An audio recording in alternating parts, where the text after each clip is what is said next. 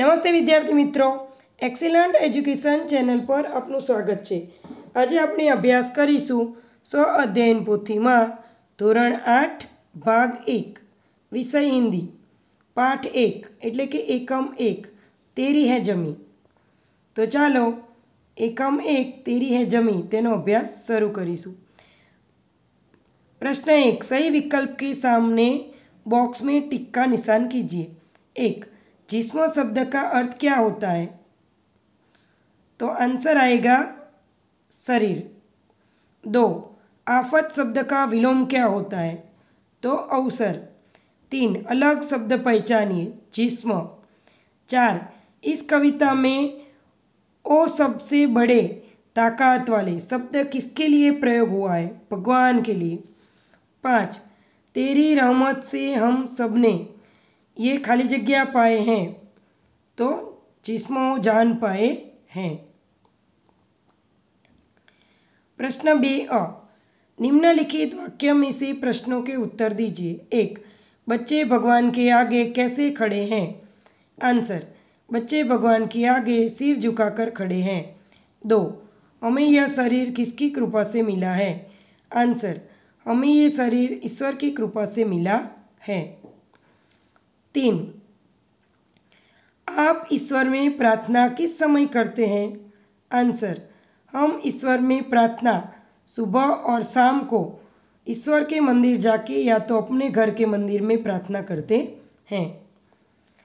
4, आप भगवान से कब प्रार्थना करते हैं? हम जब संकट में फंसे होते हैं, यानी कि जब संकट आता है तब हम ईश्वर की यानी कि भगवान की प्रार्थना करते हैं। 5, तेरी है जमी काव्य में ईश्वर के प्रति कौन सा भाव व्यक्त हुआ है? तो आंसर, तेरी है जमी काव्य में ईश्वर के प्रति कृतज्ञता का भाव प्रकट हुआ है।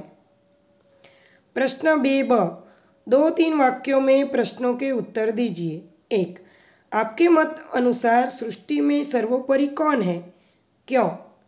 आंसर, हमारे मत अनुसार ईश्वर ही सृष्टि में सर्वोपरि है, क्योंकि वह सर्वशक्तिमान है। वह जिसे बचाना चाहे उसे कोई मार नहीं सकता, और जिसे वो मारना चाहे उसे हम कभी भी बचा नहीं पाते, इसलिए ईश्वर ही सर्वोपरि है। 2, सभी का है तू सभी तेरे का अर्थ समझाइए। तो आंसर है, ईश्वर की इच्छा से हमने धरती पर जन्म लिया है।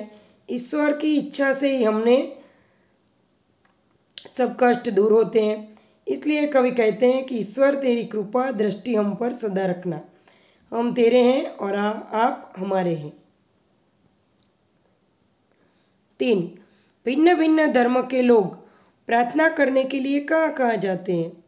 जवाब, भिन्न भिन्न धर्म के लोग अपने अपने जो पूजा स्थल है वहाँ प्रार्थना के लिए जाते हैं। जैसे कि हिंदू मंदिर में जाते हैं, मुस्लिम मस्जिद में जाते हैं, ईसाई चर्च में जाते हैं, सिख गुरुद्वारे में जाते हैं और पारसी अग्यारी में जाते हैं। इस तरह सब लोग अपने अपने प्रार्थना स्थल में जाके प्रार्थना करते हैं। 4, तू अपनी नज़र हम पर रखना ऐसा कवि क्यों कहते हैं? जवाब, ईश्वर की इच्छा से ही हमारा जन्म हुआ है। इसी की कृपा से हमें यह शरीर और प्राण मिले हैं। हमारा जीवन उसी के शरीर से इसी के भरोसे है, क्योंकि वही हमारा रखवाला है। इसलिए कवि ईश्वर से हम पर अपनी नज़र रखना कहते हैं। 5, आप भगवान से क्या क्या मांगते हैं? जवाब, हम भगवान से मांगते हैं कि वे लोगों पर अपनी कृपा दृष्टि बनाए रखें। लोग जिस हालत में हैं उसकी वे हमेशा खबर रखें। प्रश्न 3, अपना मनपसंद चित्र चिपकाकर उसके आधार पर अपने शब्दों में कविता लिखिए। मेरा मनपसंद चित्र है मेरी प्यारी माँ। ये जो है मेरी प्यारी माँ का चित्र दिया हुआ है, आप ड्रॉ करके उसमें ड्रॉ वहाँ कर सकते हैं, मेरी प्यारी माँ। तो चलिए उसके वाक्य समझ लेंगे। मैं तो जन्नत का फूल है, माँ तो जन्नत का फूल है, प्यार करना उसका असूल है, दुनिया की मोहब्बत फिजूल है, माँ की हर दुआ कबूल है। ए इंसान, माँ को नाराज करना तेरी भूल है, माँ के कदमों में सब मिट्टी की धूल है, जन्नत की मिट्टी भी उसके आगे धूल है, माँ तो जन्नत का फूल है। तो ये जो कविता है माँ के लिए हमने लिखी है, जो आप लिख लीजिएगा। इसके अलावा भी आपको माँ की कविता लिखनी हो तो आप अपने आप से लिख सकते हैं। प्रश्न 4, अपूर्ण वाक्य को अपने मत अनुसार पूर्ण कीजिए। सदा सत्य पथ पर चले हम, दिन दुखियों की सेवा करें हम। तो उसका आंसर है, सभी राह तो शुरू हुई हैं, मंजिल बैठी दूर है, उजियाला महलों में बंदी, हर दीपक मजबूर है। कश्तियाँ जब सबकी किनारे पे पहुँच जाती है, ना खुदा बिन जिनका नहीं उनका खुदा होता है। तो ये पंक्तियाँ हमने पूर्ण कर दी हैं। प्रश्न 5, रेखांकित शब्दों का वचन बदलकर वाक्य फिर से लिखिए। यानी कि एक वचन है तो दो वचन करने हैं, बहुवचन बनाना है। 1, दृश्य देखने के लिए घर का दरवाज़ा खुल गया। तो आंसर, दृश्य देखने के लिए घर के दरवाजे खुल गए। 2, जंगल में हाथी ने उत्पात मचाया। आंसर, जंगल में हाथियों ने उत्पात मचाया। 3, मैं तेरे आगे शीश झुकाता हूँ। आंसर, मैं तेरे आगे शीश झुकाते हैं, हम तेरे आगे शीश झुकाते हैं। 4, पेड़ पर बैठे पक्षी ने आकाश में उड़ान भरी। आंसर, पेड़ों पर बैठे पक्षियों ने आकाश में उड़ान भरी। 5, यह मेरी किताब है। तो ये मेरी किताबें हैं। प्रश्न 6, उपसर्ग वे शब्दांश हैं जो सार्थक शब्दों के पूर्व जुड़ने पर अर्थ में परिवर्तन ला देते हैं।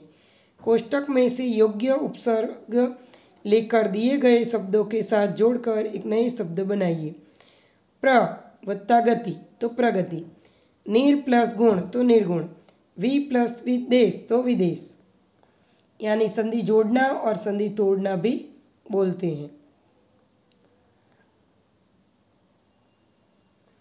प्रश्न 6ब, प्रत्यय ऐसे शब्दांश है जो शब्दों के अंत में जुड़कर नए शब्द का निर्माण करते हैं। कोष्टक में से योग्य प्रत्यय लेकर दिए गए शब्दों के साथ जोड़कर नए शब्द बनाइए। आई, आइन, इयत। फर्स्ट मतलब एक, पढ़ प्लस आई तो पढ़ाई। 2, इंसान प्लस इयत तो इंसानियत। 3, बाबू पर प्लस आइन तो बाबू आइन। प्रश्न 7, शब्दों को पढ़िए और शब्दकोश क्रम में लिखिए।